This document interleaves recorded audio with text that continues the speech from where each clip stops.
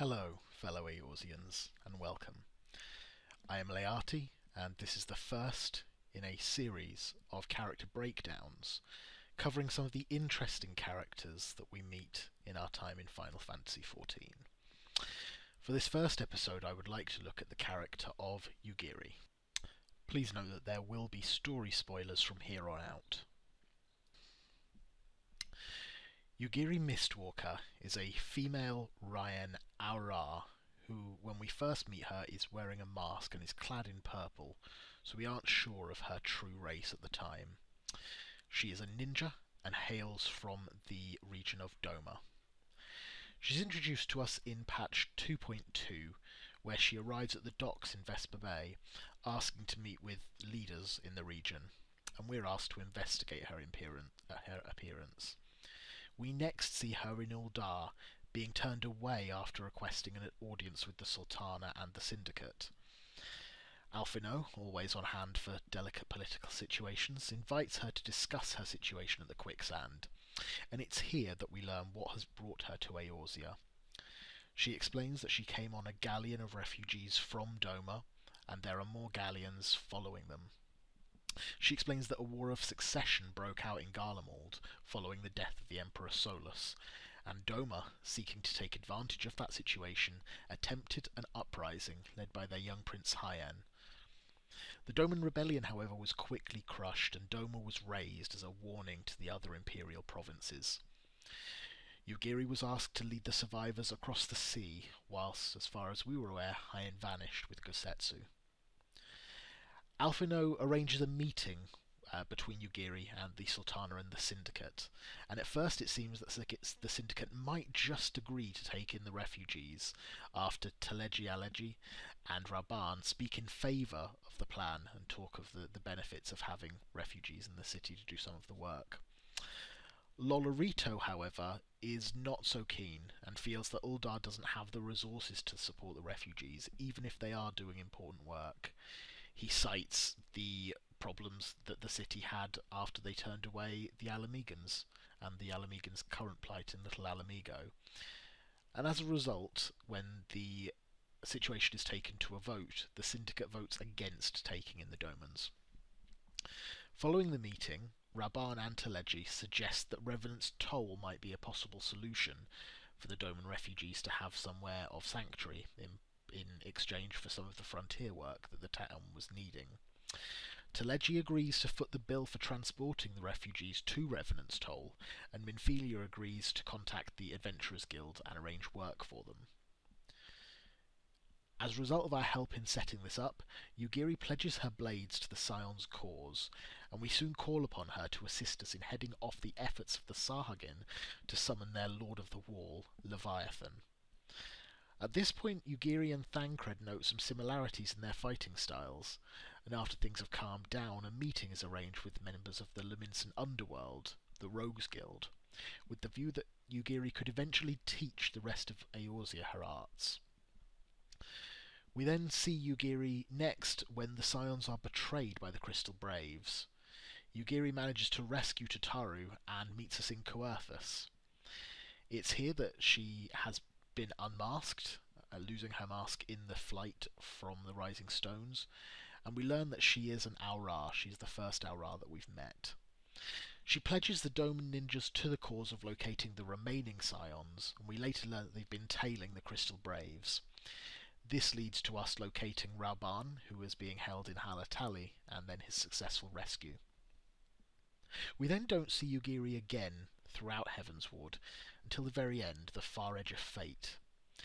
We see her at a meeting of the leaders of the Eorzean Alliance, and it's here where she agrees to accompany an infiltration mission underneath the wall to try and reason with Ilberd and stop him from trying to take the wall from the Empire. Following that mission, at the encounter with Nero, the first encounter with Nero, she only contributes when a suggestion is made that she serve as a blade in the shadows should Nero step out of line. Following this at the Rising Stones, we meet her companion Gosetsu, who has the same master and has travelled across the sea.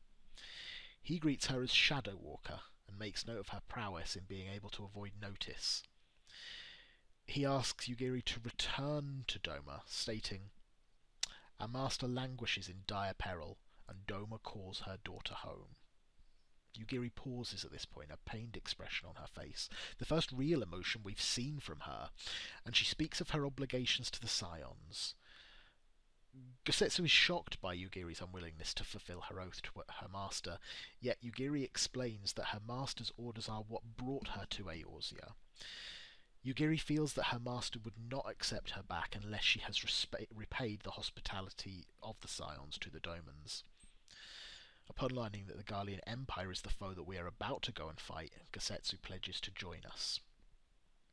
Following the battle between Omega and Shinryu, Yugiri and Gosetsu discuss the war in Doma and the upcoming events.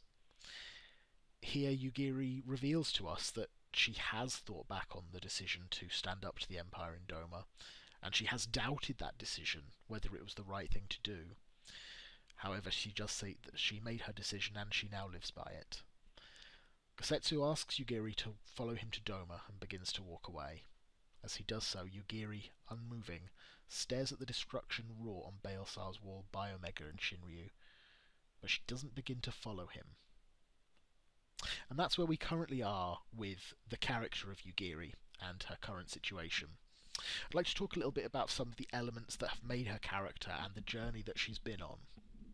When we first meet her, she's a very, very mysterious character. She doesn't tell us her role. We simply assume that she is a leader of Domans. We do not know much about her at this point, and I know when I first encountered Yugiri, I thought that she must be some sort of princess or leader of these people to lead them all the way from Doma.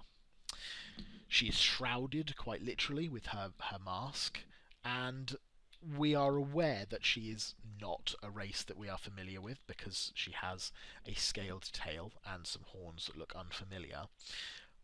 But she's unwilling to reveal herself. She says that it is for the good of the people around her in Eorzea, and she doesn't want to alarm them.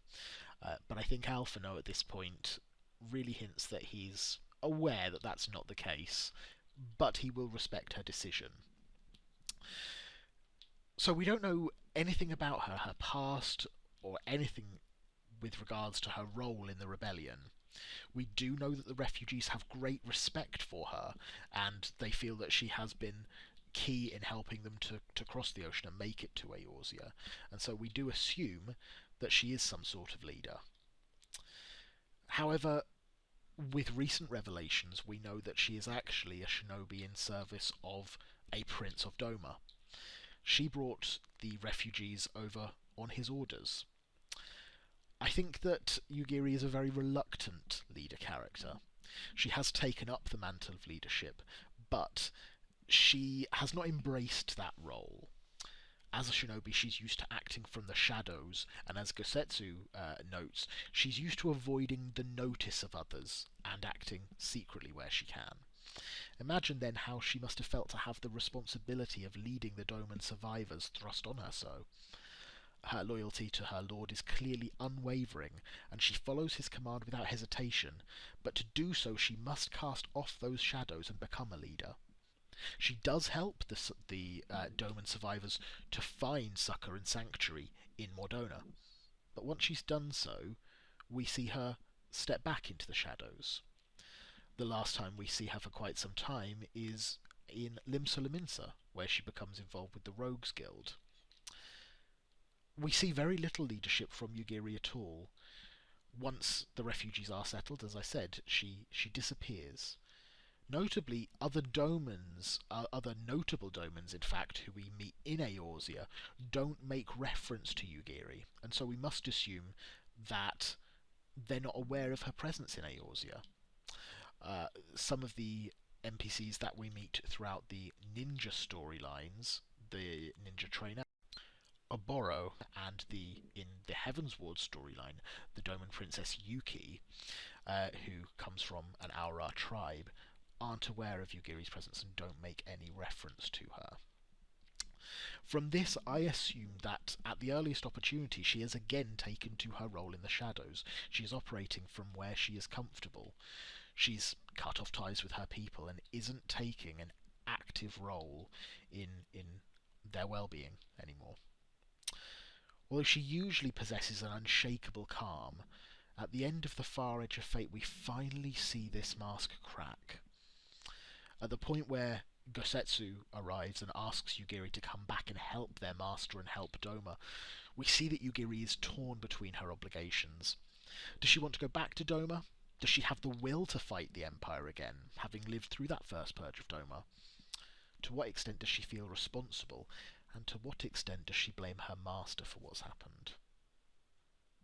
There are some notable parallels between Yugiri and other characters in Final Fantasy history, and again these characters mostly fall within the reluctant leader archetype. Those characters who have had the position of leadership thrust upon them, but don't take it willingly and will take any chance to step away from it when they can. I'm thinking of Squall from Final Fantasy VIII, who really struggles when leadership is put upon him. He doesn't know how to move forward, and often it's the other members of his party who have to help him to make decisions.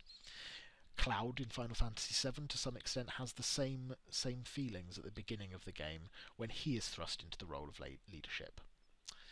Outside of Final Fantasy, I see a lot of parallels between Yugiri and the lead character from the Hunger Games, Katniss Everdeen. Again, a character who very much wants to stay out of the limelight. She does want to help, she has obligations, and she really wants to protect her family and her people. However, she does not want to do that from a leading role, and a lot of her journey is learning to accept that and take that journey.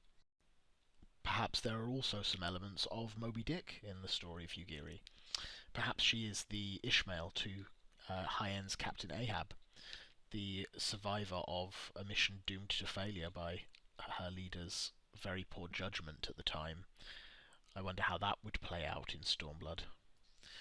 And I think the theme with all of these characters, and the key theme with Yugiri, is the difficulty in taking those big decisions. That moment where Yugiri's mask does crack and we get a little glimpse inside of her feelings is when she's torn in that way. So what role might Yugiri play in Stormblood? I think Yugiri's role is interesting in that it's similar and different to the role that Lise finds herself in. Lise is about to be thrown into a leadership position. She's about to become a poster girl for the rebellion against the Empire in Alamigo, and is going to have to learn to lead people after having taken a back seat. How will Yugiri react to that? Will Yugiri interact with Lise and give her advice? Will Lise step up where Yugiri shied away, and will Yugiri notice that? I think it's also interesting that at the same time that Lisa's role is increasing and coming to prominence as a leader, we also see that Yugiri's role is going to be scaled back from leadership in some way.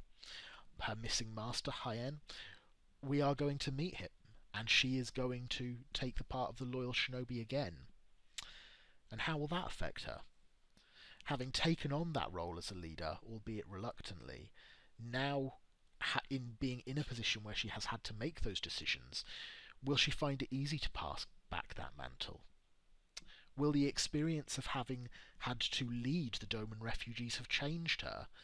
Having led those who'd lost everything across the ocean and found them a safe new home, how willing will she be to lead others into battle?